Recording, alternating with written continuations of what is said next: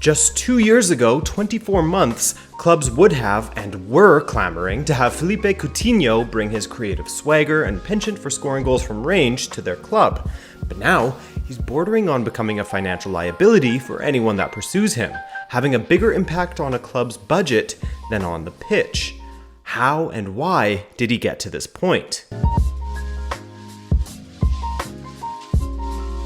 Liverpool certainly took a chance in signing Philippe Coutinho from Inter Milan. Granted, a fairly cheap risk as he cost them only £8.5 million in the January 2013 transfer window. But before that, he moved from Brazil to Italy via Inter for £5 million at the age of 18 and was touted as one of Brazil's biggest hopes for the future of the Seleção. His first season was tough as he arrived at the beginning of the 2010-2011 season once Rafael Benitez took the reins from the departing José Mourinho. He had players such as Wesley Sneijder ahead of him and some niggling injuries to boot, the latter aspect being an unfortunate trend that continued in his career. After a loan to Barcelona's local rivals, Espanyol, to play under Mauricio Pochettino in a successful free role within the side, his return to Inter for the 2012-13 season didn't go any better than his first stint. Part could be due to the position he played in, and part could be due to a lack of confidence. Another unfortunate aspect that would be a trend in his career. We'll get into that much later though, as it plays a big role here, I think. As Jack Lusby highlights in his article for BR, and of course, all sources are linked in the description of this video, for Inter and Serie A in 2012-13, Coutinho averaged 1.2 key passes per 90 minutes, fewer than 8 other players to make 10 or more appearances. He averaged more unsuccessful dribbles, 5 per 90, than any other Inter player, with only Freddy Guarín, 2, hitting more shots off target on average, 1.5. Despite this, with every season that went by at Liverpool, first under Rodgers and then under Jurgen Klopp, Coutinho grew into the player he was expected to become when he first arrived at Inter. The 2016-17 campaign is where he truly flourished. Klopp played him in a free role, where he wasn't a left winger nor was he a central attacking midfielder. He played in the inside left channel, that space between the two positions, often drifting to the flank to combine with the wide players and then cutting inside for a strike at goal, which he did a fair few times. He was Liverpool's top scorer in the 16-17 season across all competitions. With Mane, Salah, and Firmino, Liverpool had an incredible prospective front four, including Coutinho, but it was brief. But back in the second half of the 2016-17 season, talk of a prospective move to FC Barcelona began to heat up, with Neymar frequently discussing how he would love to play with Coutinho someday, one of his best friends, and stating that Coutinho had more than enough quality to be a star at the Camp Nou. That summer, the summer of 2017, Liverpool denied Coutinho the exit he wanted. And with Neymar's shock move to PSG, Barcelona suddenly had plenty of cash to spend on players and were indeed willing to pay an exorbitant fee to Liverpool when they were ready to accept. When his January 2018 move to Barcelona finally went through for an eye-watering initial fee of £105 million, options and clauses take the deal up to around £140 million, by the way, the football world at the time struggled to see how such an important player such as Coutinho could be replaced at Liverpool, and who they would go after to do so. As it turns out, the pieces were already in place for Liverpool's attack, going on to smash opponents on their way to the Champions League final. Had Coutinho stayed, Liverpool perhaps wouldn't be where they are today, as Coutinho's sale helped Liverpool fund moves for their problem area, defense. Virgil van Dijk, Alisson Becker, and Fabinho all arrived in 2018 thanks to the Coutinho cash, and 1 year later, Liverpool were champions of Europe. Then, they threatened to have an invincible season en route to their first league title since 1990. Coutinho, however, went from being the star of a club that was on the ups to a supporting cast member where there were bigger fish in the pond. Klopp himself apparently told Coutinho this would happen back in 2017. Stay here and they will end up building a statue in your honor. Go somewhere else, to Barcelona, to Bayern Munich, to Real Madrid, and you will just be another player. Here, you can be something more. How those words must ring through the Brazilian's head as he's witnessed Liverpool's climb while he divided opinions at the Camp Nou, and watched Liverpool smash his new club at Anfield. There were some who expected Coutinho to fill in for the soon-to-depart Andres Iniesta in the midfield. There were some who expected him to fill in for the recently departed Neymar on the wing. Under Ernesto Valverde, he never did either of those things. As mentioned earlier, he was at his best at Liverpool when he was played centrally and given the license to drift slightly wide to the left to collect the ball, play a pass, or slalom past some defenders before taking a strike.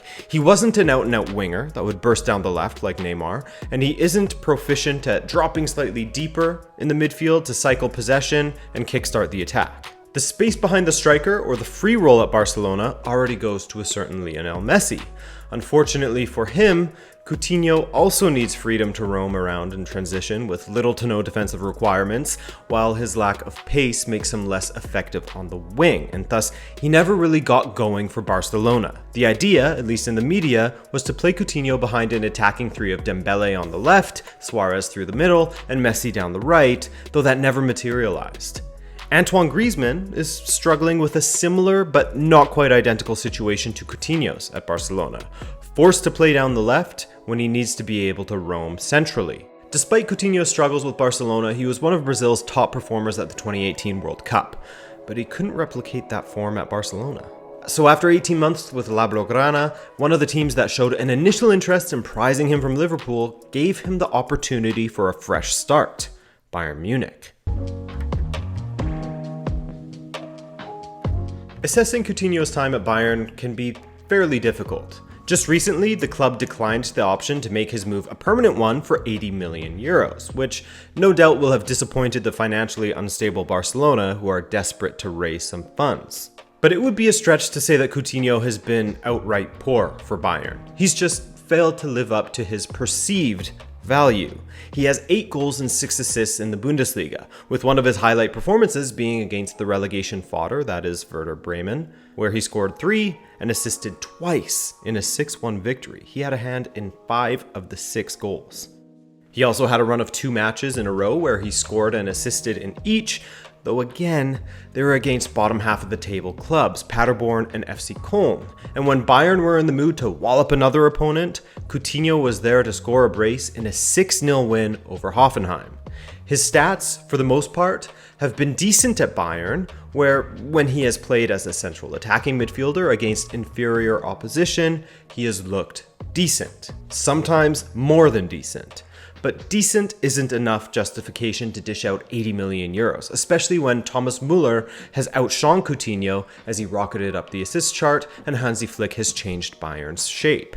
Coutinho's contributions have come in matches against clearly inferior opposition or when the outcome of the match, a win, was already secured. He hasn't been deciding matches for them. But it's not a lack of goals or assists that were the deciding factor on whether Bayern would keep Coutinho. It's his overall play.